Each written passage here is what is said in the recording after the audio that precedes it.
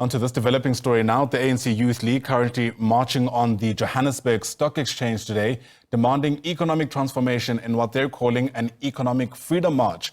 Watching those developments for us is our reporter Natasha Phiri, who's been keeping up with members of the Youth League and joins us now live. And it seems some of the members who've arrived where you're at, Natasha, are still very upbeat. I wonder how optimistic they are, though, that this march will make any difference. Well, very good morning to Yanda once again. Well, the last time we spoke to you, I had indicated that the march is expected to start at 10, but such is not the case. But of course, as you can see, these young members of the ANC Youth League behind me are just preparing themselves to make their way to the JSE, which is in Sandton. Quite a lengthy march, Ayanda, but these young people remain resolute, in their fight for what they call their economic freedom.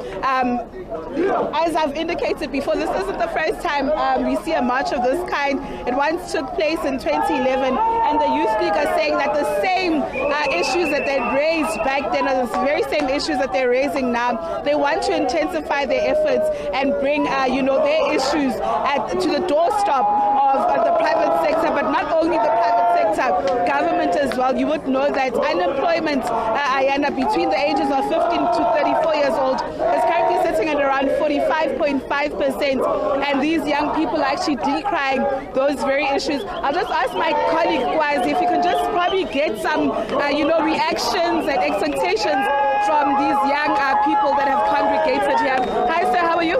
Do you mind if I talk to you? So I just want to know where you're from and why is it important that you take part in this march? From Batanda. So, it's very important for this march because a lot of people are not working, you see. A lot of people are not working. Even I myself am not even working. So if we don't stand, no one will stand for us. And do you think that this march will be effective for other young people? Yes, it will be effective. So that if we don't fight properly, not with violence, but if we don't fight economically and mentally and academically, everything will be fine. Let me go get other reactions from young people. That gentleman from Alexander. Let me get this lady. She was singing here and leading these young people in song. So you came here as well. Where you're from, and why is it important that you also take part in this march as a young person? I'm a comrade from Alexandra, but I reside in Soweto. The reason why we are having this economic freedom march is because we are saying that we want reindustrialization. We are saying be educated, be skilled. We don't want to transport minerals anymore to outside. We want the minerals to be produced here. China has a high population, but they don't suffer from unemployment. We've got a lower population than China, but we have problems of unemployment. But every day we are taking our minerals and taking them outside to the world so that they can have industries and we don't. So this is why we're here to march today, to have us say that we're tired. As the youth, we are not working, we are frustrated. We don't see the government having any answers for us, so which is why we then decided to do this march. Do you think that marches like this are effective for young people? I mean, we've seen the Youth League marching years ago, but not much has changed. At the moment, the problem is that the ANC Youth League is still trying to revive itself. As the ANC Youth League is still trying to revive itself, we're trying to brand ourselves that we are tired, we haven't had a voice for the longest time, and as we are now taking a stand and having a voice, we are going to fight for economic freedom. So that is why today we've gathered. Today is a step into many milestones that we're reaching into. I like the fact that you highlight that the ANC Youth League is trying to revive itself. How's that process going? I mean, it's been a year or so since you've elected the new leadership as an ANC Youth League member. How do you think that process is going? At the moment, the process is going well because as branches, we're trying to get the youth of the branch. The majority of the youth is disgruntled because of the situation as is, but us as young people in our branches, we've decided to take the stand so that we can make sure that the other youth can see that we're taking a stand and we need to stand for our rights. Because if we keep quiet, the government isn't going to say anything.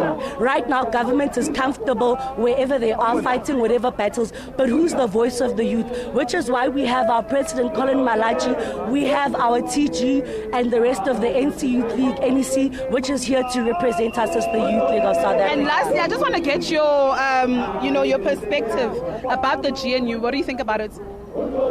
At the moment, the GNU is going well, but I just don't understand why Helen Zille decided to act the way she did with regards to the Pretoria thing. I feel like she's trying to collapse something we're really trying to work hard on.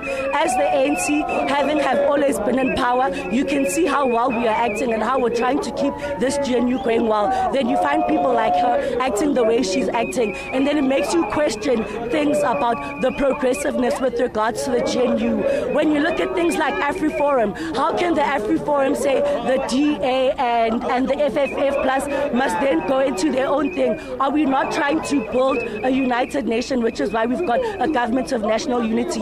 So I feel like that minority grouping, by saying the DA and the FF Plus should distance himself, is trying to bring another narrative, which we've tried to work so hard to work on for the past 30 years, and now brings questions to us, the youth. But as we're saying today, our general fight is about economic freedom, and we're here to fight that. We feel that the Constitution does talk about land expropriation, but people are not expropriating.